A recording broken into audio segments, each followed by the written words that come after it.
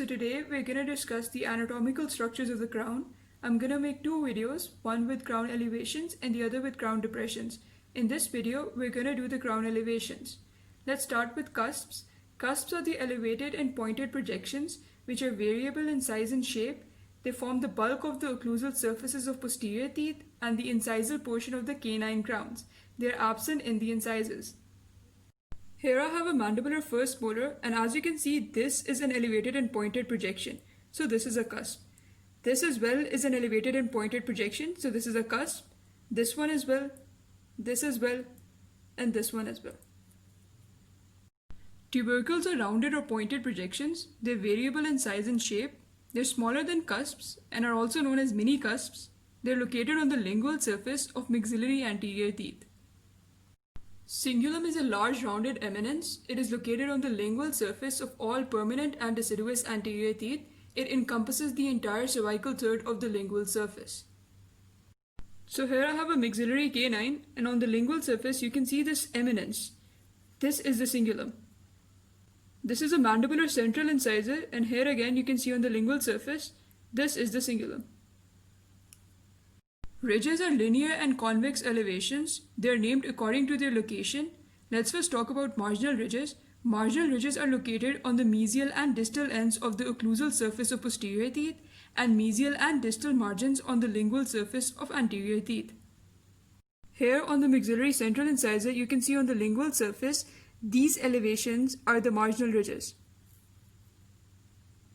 On the mandibular first molar, here you can see these are the marginal ridges on the occlusal surface.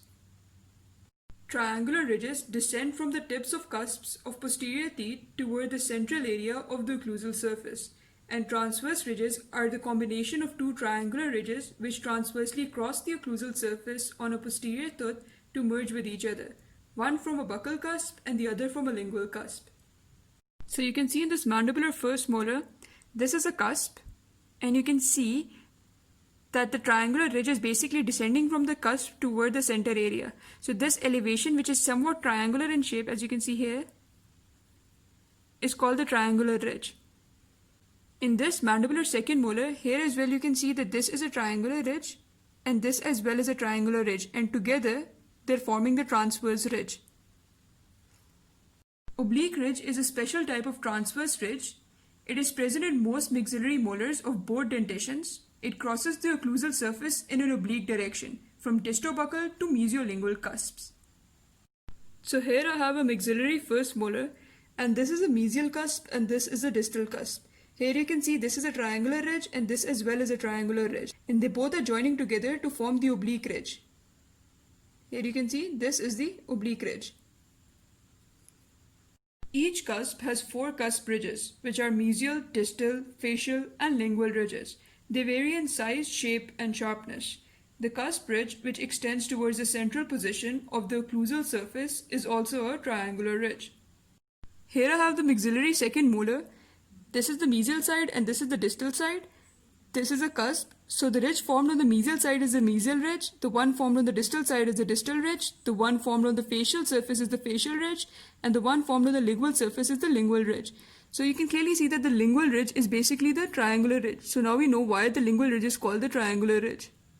Inclined planes are the sloping area between two cusp ridges. They are named by combining the names of the two cusp ridges. Each cusp has four inclined planes. In this diagram, you can see the superior or incisal view of a canine. As you can see, this is a cusp and every cusp has four ridges. So this is a lingual ridge, this is a mesial ridge, this is a distal ridge, and this is the buccal ridge. We know that the inclined plane is the sloping area between two ridges. So if this is the lingual ridge and this is the mesial ridge, this shaded area is a sloping area and it is called the mesiolingual inclined plane. This shaded area is between the distal ridge and the lingual ridge. So this is the distolingual inclined plane. Here we have the distobuccal inclined plane between the distal ridge and the buccal ridge, and here we have the mesiobuccal inclined plane between the mesial ridge and the buccal ridge. Mamelons are small rounded projections of enamel. They vary in size and number. They are located on the incisal ridges of recently erupted incisors. They wear away due to occlusion. In this diagram, you can see the lingual aspect of a central incisor. Here you can see the mamelons. These are the marginal ridges, and this is the cingulum. In this diagram, the proximal aspect of a tooth is shown. You can see these are the cusps, and this is the marginal ridge.